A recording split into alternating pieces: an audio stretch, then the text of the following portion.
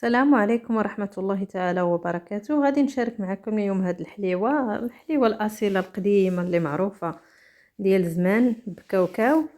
غتبعوا معايا الطريقة إن شاء الله في الفيديو. كنحتاجوا لهاد القرعة اللي فيها الكريمة ديال الكاوكاو، تكون فيها 500 غرام، نص كيلو. غادي نزيد معلقة كبيرة ديال القرفة،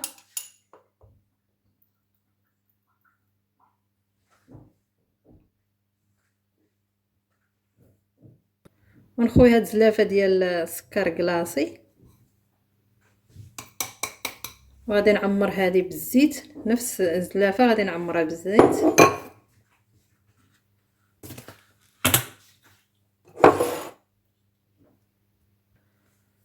وغادي ندلك هاد الكريمه ديال الكاوكاو مع هاد السكر كلاصي. غادي ندلكهم مزيان باليد باش يتخلطوا لينا.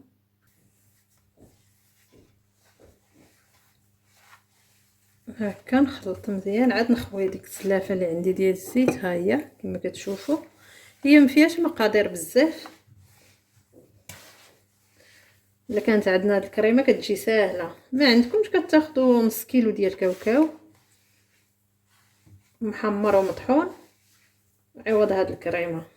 غادي ندلكها مزيان حتى يتخلط ليا السكر كلاصي ونرجعو صافي. من بعد ما خلطت هذاك السكر كما كتشوفوا، ها هو لا بحال العجينه، غادي نزيد هاد الزلافه ديال الزيت،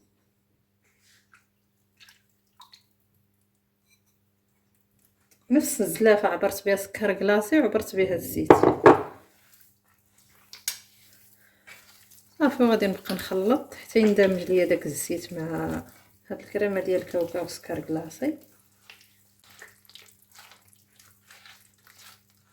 كما كتشوفوا هو بدا كيتخلط كلشي، كتجي منسمه بهذيك القرفه. كما كنعرفوا هاد الحلوه التقليديه كتجي رائعه، كتجي كتذوب في الفم. وهاد الكريمه كتسهل علينا الخدمه، يعني كنوجدوها بالزربه. الا ما عندناش واجد كاوكاو، الكريمه كتسهل علينا شويه الخدمه. مزيان باش تخلط لينا مع الزيت. من بعد ما تخلط لينا داك الزيت مع الكاوكاو والسكر، غادي نبدا نضيف الطحين.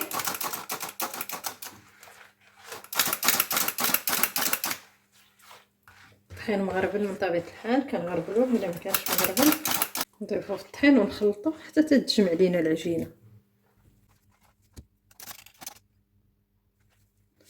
صافي. كما كتشوفوا ها هي من بعد ما جمعتها بالطحين صافي، تحسوا بها انها ما بقاش كتلصق لكم في اليد صافي. دابا غادي ندوزو باش نشكلوها، تكون العجينه ديالها بهذا الشكل.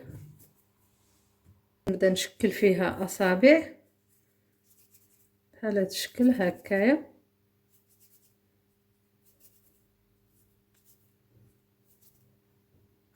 نحطها هنا في اللاطه.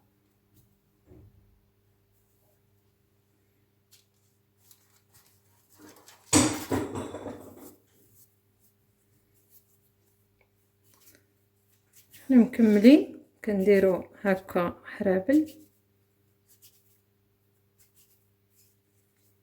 نستفهم في اللاطه هنا. حنا مكملين حتى كنعمروا اللاطه ديالنا.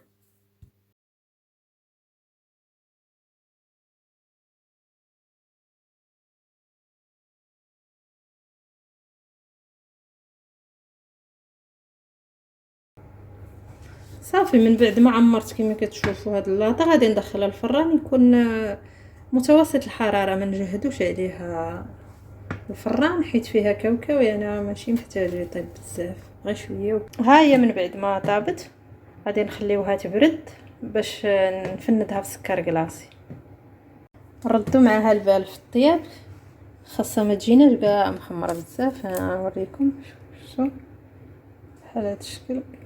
هذا هو الطياب ديالها، كتجي فتيه كما كتشوفوا. انا بديت كندير فيها في الكويغطات، كنفندوها، كنعاود ناكد حتى كتبرد تماما. هذا كنفندوها في سكر كلاصي بهذه الطريقه هكايا. كناخذوا الكويغطات كنحط الحليوه ديالنا في الوسط صافي كنطويو عليها بهذا القنيت. كنجمعوا هاد الجنيبات هادو بهذه الطريقه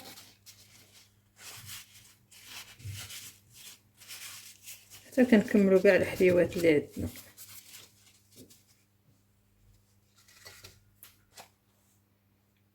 فندق سكر كلاصي كتجي رائعه هاد الحلوه، كتجي كتذوب في الفم.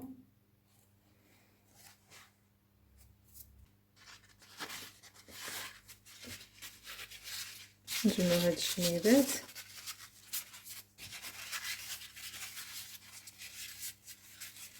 تجي بحال الحليوه هكا بحال الفانيله. بالنسبه لهاد الكاريط راه ما لقيتش انا هذاك الكاريط هنا بطاليان، ما لقيتش هادوك الصغار، خديت غير هادو اللي كان ناخذو. هاد الكاريط ديال الطبله خديته هكايا وقطعته على 4.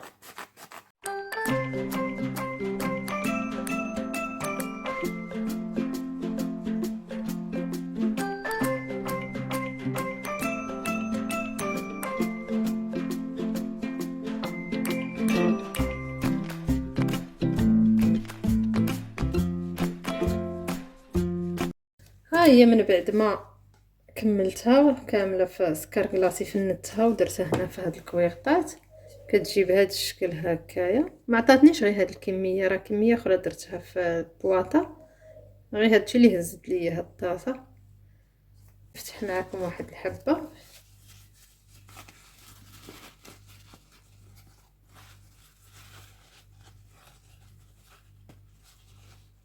هكا كتجي رائعه وفتيه من الداخل كتذوب في الفم. شوفوا،